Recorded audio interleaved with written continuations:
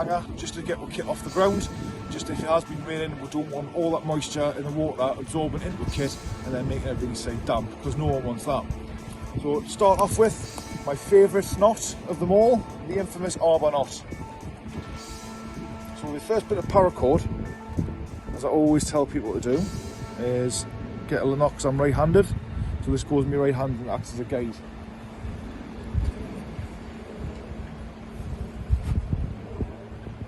Around,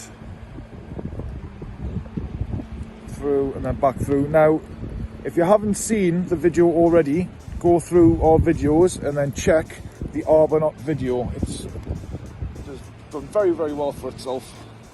And put your hook through about halfway, and then ratchet that bad boy down for now.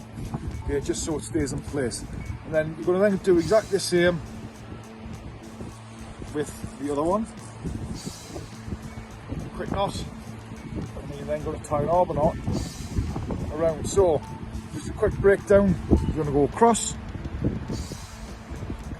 You're then going to go over, back through the loop on the back, and this little loop where my forefinger is, you're going to go through there, and then just pull down on it, and that's when you start ratcheting. Okay.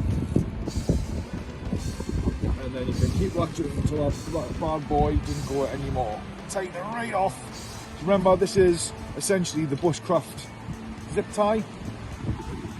And then to finish it off, we're going to just do a simple overhand knot. And then just push it all the way down to stop any slippage.